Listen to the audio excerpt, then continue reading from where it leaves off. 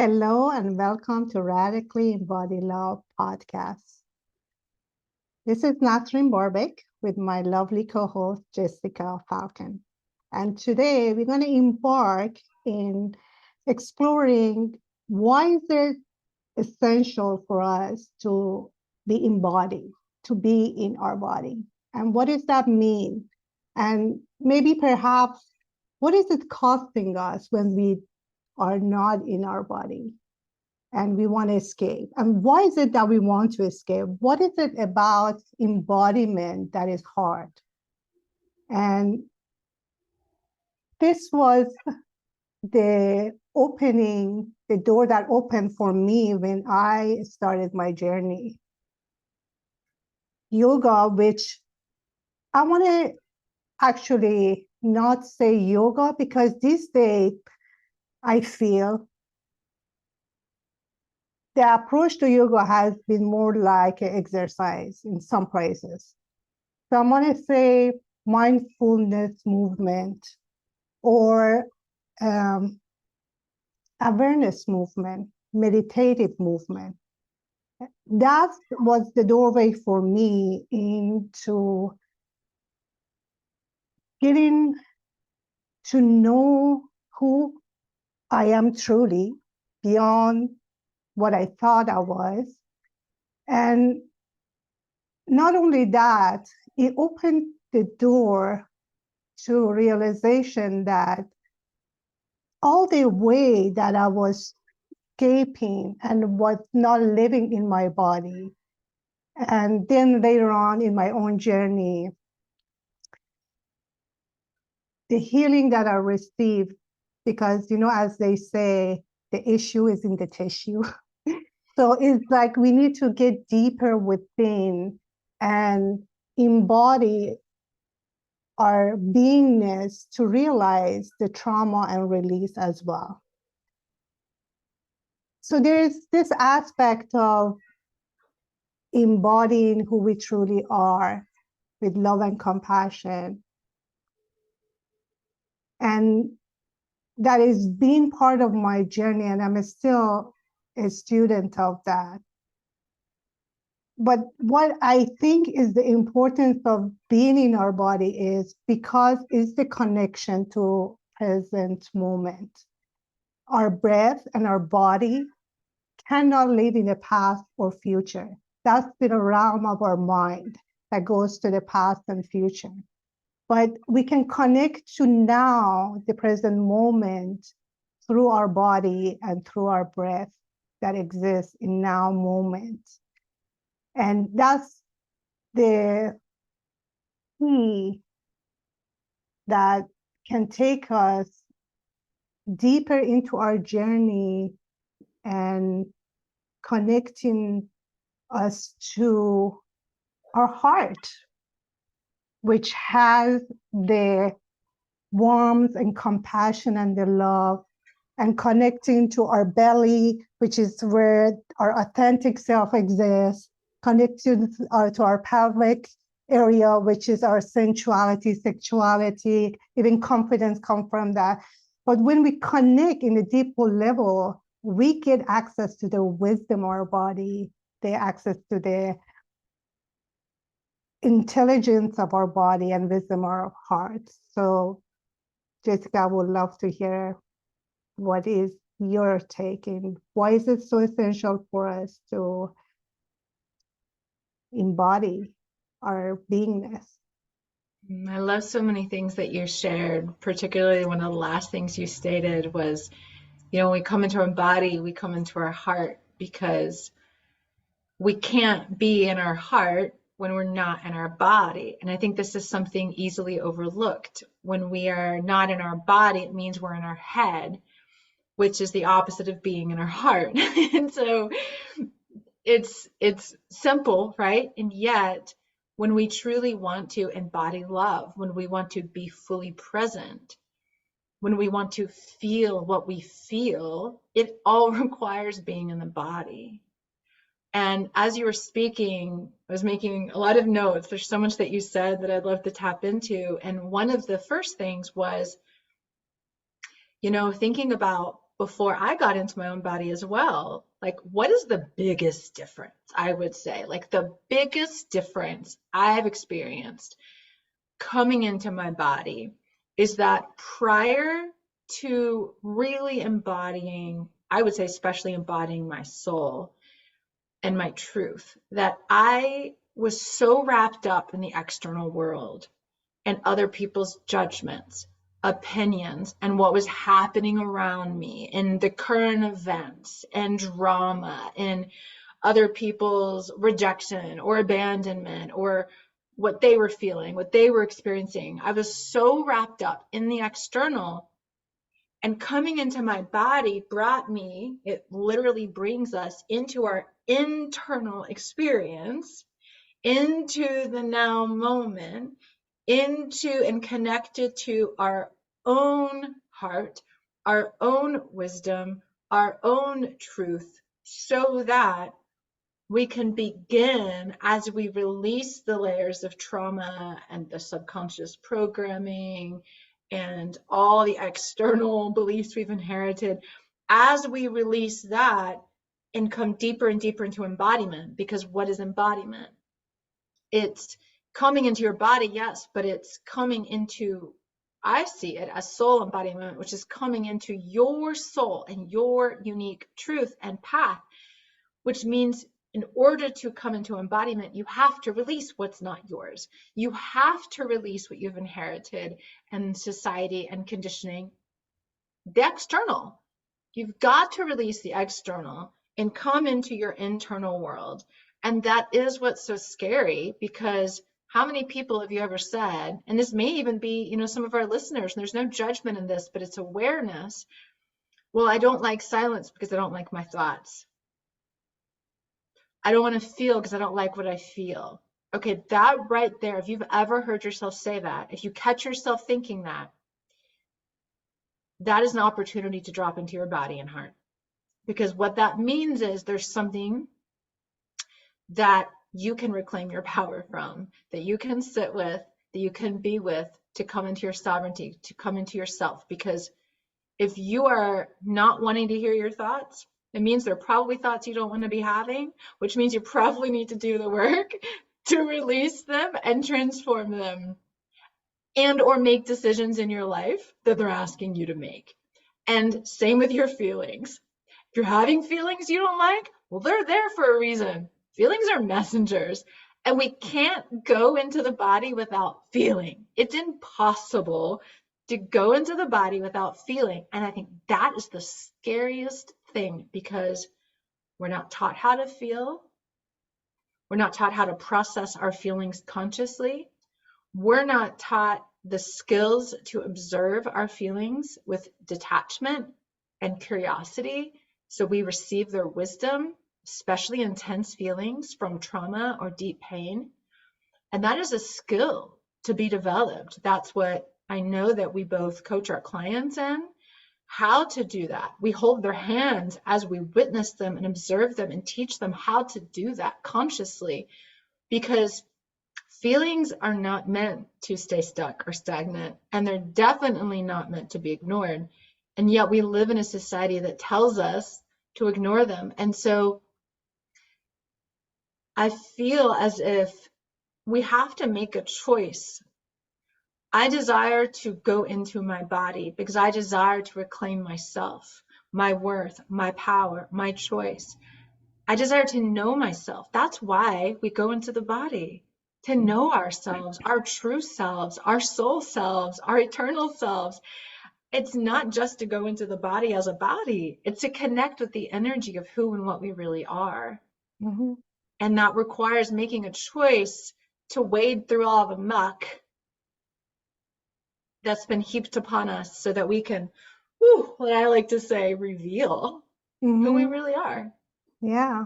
And, as you mentioned, we might want to ignore it because it's definitely painful, and we need to do it with love and compassion. But the truth is, our body will not be ignored. Eventually, it will show up as a dis-ease in our body. Now, if we are not in tune and not getting the messages, it's just going to get louder and louder and louder.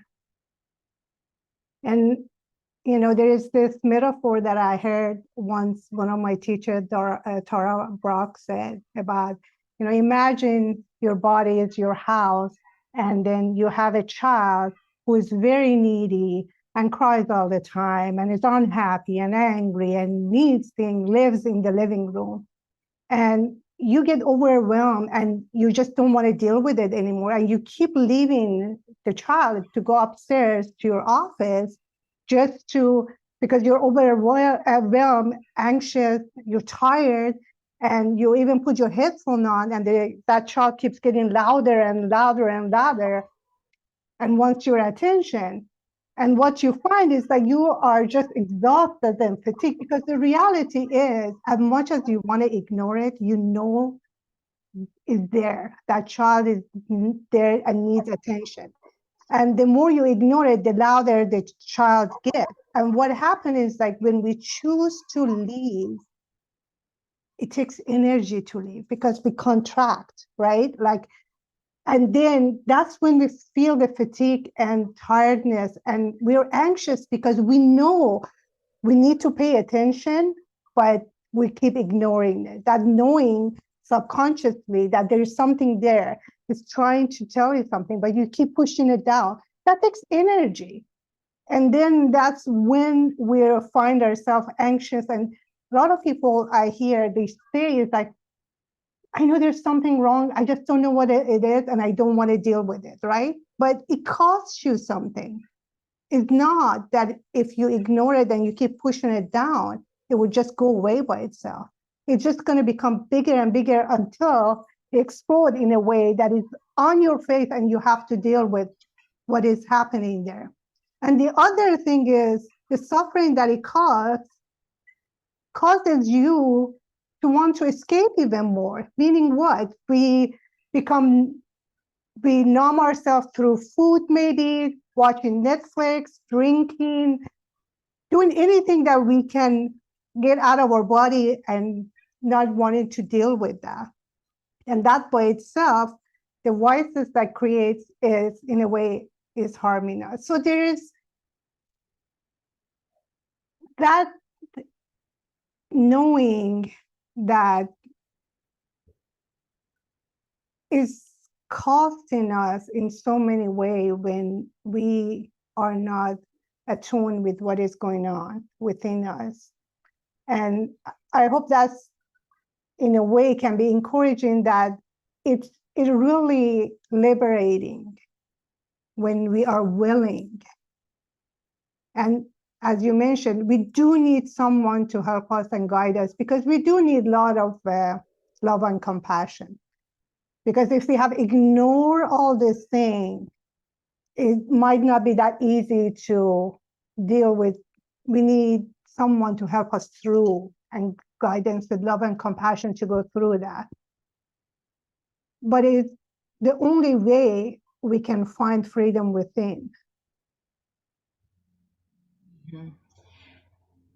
The feelings of escapism and all that you talked about, like, it's important to list, like, that feeling of overwhelm, the fatigue, when you're confused and you don't know what to do, when there's silent rage, when you're in a fantasy world. Like, all of these are symptoms of not listening to the cues of your body. Mm-hmm. And the way out isn't to stay on the spiral of looping out of the body and to go into deeper and deeper levels of overwhelm or panic or anxiety. The way out is to go into what scares you, to lean into the uncomfortable sensations and feelings and thoughts and look at them. And I think that's what I see a lot when I work with clients. I imagine it's similar for you, is like, we're helping them see what they don't see. Mm-hmm. That's a huge part of being a guide, is you help people see what they don't see. And it's really seeing, what is the wisdom here? What is the wisdom my body is trying to show me? It's not trying to hurt you. It's not trying to harm you. When there's an uncomfortable sensation in your body, the last thing we really want to do is ignore it or pop a pill and get rid of it, because it is there for a reason. And I know for myself, when I started going into my body, I really started to go way more deeply into the messages of my body in 2015, probably. I had started embodiment work in 2009, but like 2015 is when I really started doing the type of soul embodiment work that I guide people to do now.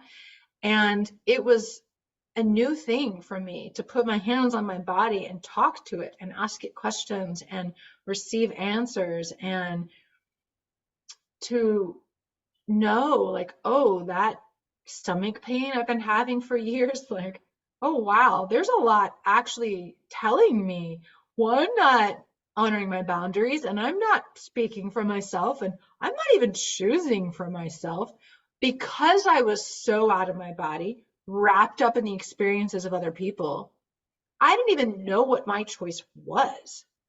I didn't even know what I felt separate from what they felt, because I'm empathic, because I'm sensitive, because I'm a projector in human design, and we project into other people's energy and we see it, like we feel it.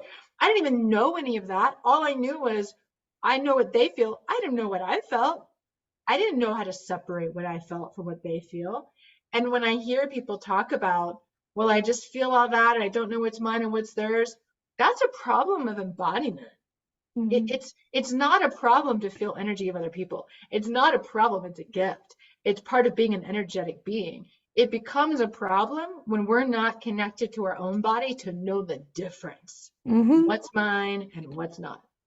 And you don't need to, I hear it a lot, I need to protect myself against other people's energy. You don't need to if you have the awareness. If you are in control of your own energy and you can create that protection, you don't need to worry about opening up your challenges, channels and be worried about the energy that you're receiving, because you become your own energy master. What does that mean? We are receiver, we also give, but when your vibration is higher, then you don't have to worry about receiving the lower ones in a way. So it's just matter of how much you are embodying yourself and working with, as you said, the intelligence of our body and the messages that we receive. If we ignore it, in my experience, there's a price that we pay for it. And I remember asking myself when I was doing the work, and it can, and it can get hard. You can sit with it and these things are showing up. And sometimes it's hard because we don't know how to deal with it, especially at the beginning. But I would ask myself, what is it that I need to see? And can I just sit with it? Can I just sit with it and not wanting to change it, not wanting to escape it, and just be with it? And the more I sat with it, the easier it got, in a way that if you're not afraid of it and we're not fearful and willing to sit with what is showing up, what is our body is trying to tell us, then when we stop resisting it and just allow it to be and trust in what is trying to emerge from the experience that is there, then it goes much easier if you're willing to be with it and not want it to be anything different. And I think that's exactly what creates the lack of safety in the body, is because, and I know this from personal experience, and I see this a lot, is when people start to go and touch those experiences and those feelings, they feel powerless to do anything about it. Mm-hmm. And they feel overtaken by it. And that's the key. I honestly think that's why having some sort of guide is so helpful, Mm-hmm. because that's the pivotal moment when you have the choice of to keep running from that sensation, that feeling, that experience, or go in there with the consciousness and the intention and capacity to shift out of it Mm-hmm. into a new state. That's the transformation. And unless that's something that you naturally feel good at or feel capable of, that's when it's really helpful to have someone else to hold your hand and guide you through that, because it's that moment when we can either choose to stay in the old trauma or move out. Choose to stay in the old story or create a new one. Choose to stay in the past or move into the now and the future. And it's that pivotal moment. Yeah. Yeah. And, you know, as you mentioned also, it's like knowing that how much the compassion. And I remember there was a moment that I just had that realization that most of my life I wasn't living in my body. I was ignoring it. I was rejecting it. And just that forgiveness. And I was telling myself, I forgive myself for not like talking to my body, not paying attention to you, just leaving you, abandoning you.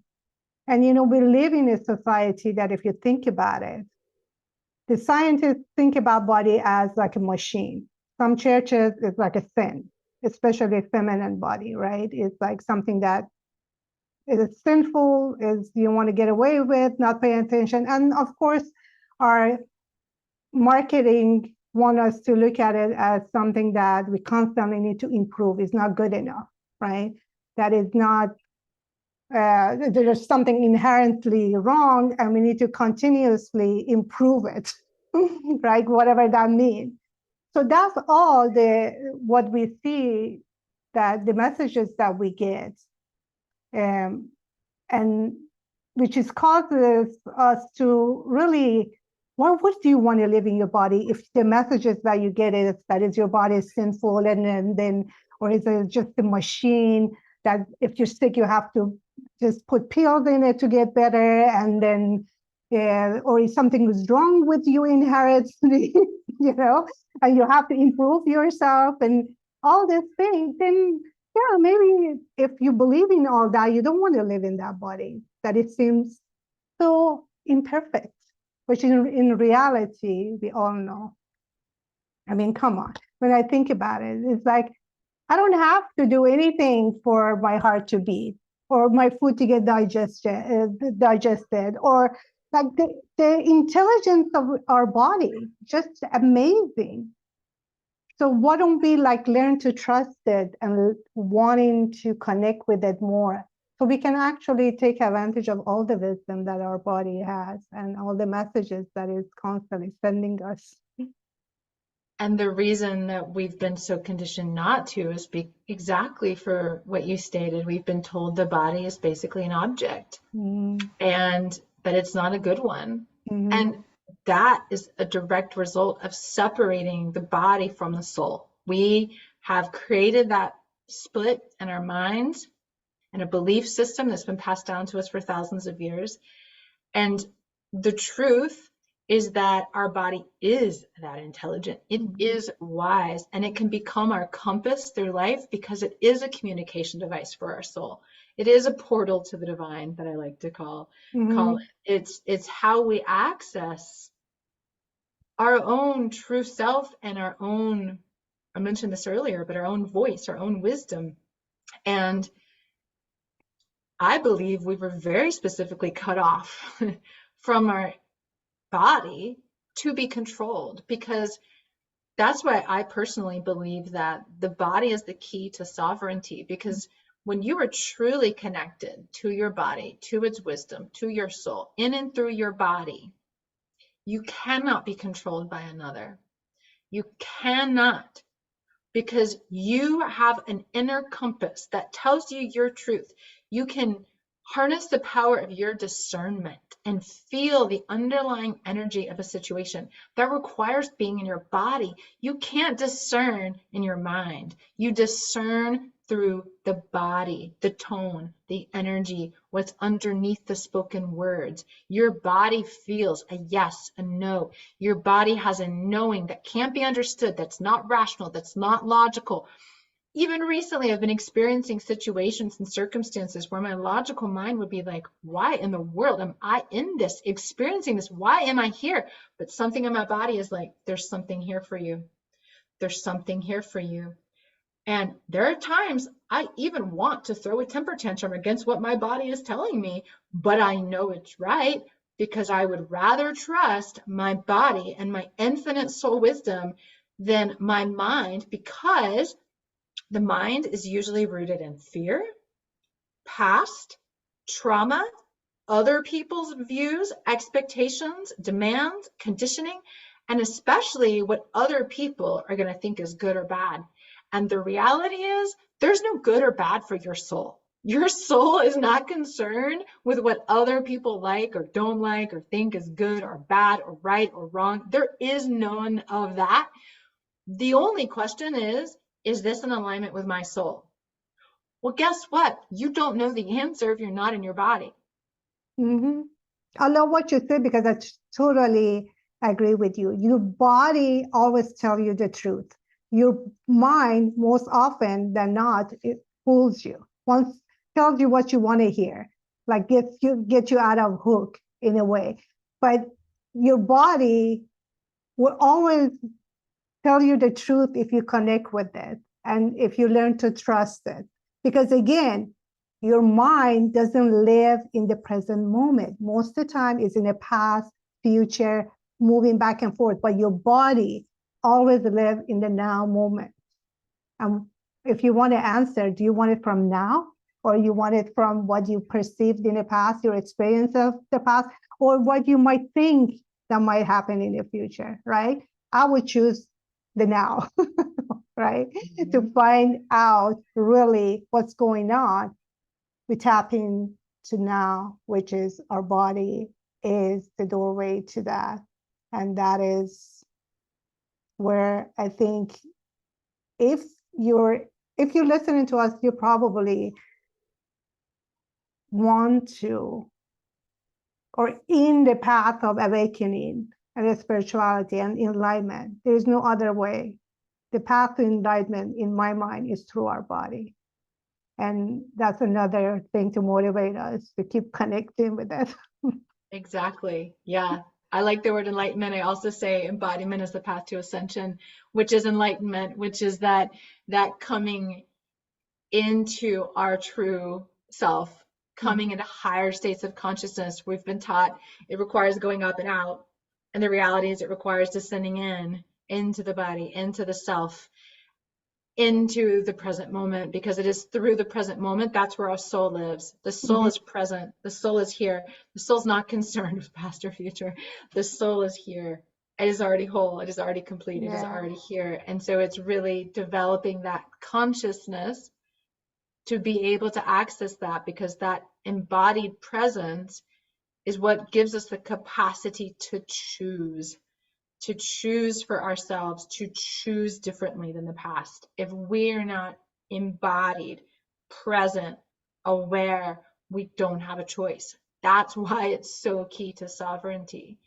And I want to just put a little plug in here for an upcoming event. Is a 3-day ritual of reclamation that includes reclaiming your body as holy, in addition to your voice and sexuality, because I did this last year and it was a lot of fun. It's going to be similar but a little different this year.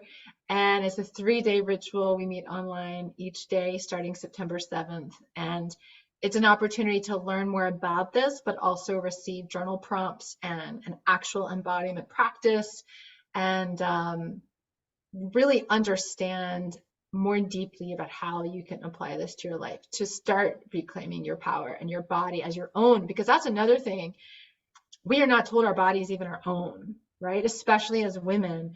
For thousands of years, we have literally been forced against our will to have sex. For thousands of years, a woman couldn't say no to sex.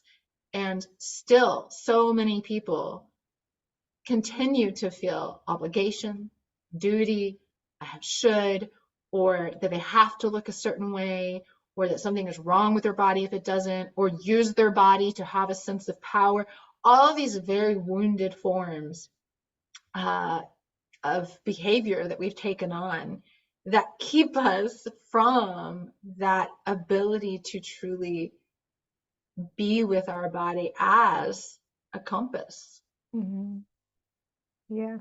And I just want to say, I remember last year I took those 3 days with you, and it's amazing. I highly recommend it. And you give a lot, and I learned a lot just that 3 days. So I want to encourage anybody who wants to learn, what does that even mean to be embodied, and what is it that we need to do, and to get more in touch and reconnected with ourselves. I highly recommend to attend those 3 days. Starting September 7th, you said? Yeah, we can put the link in the show notes. It's a We, free event. we will So definitely do that.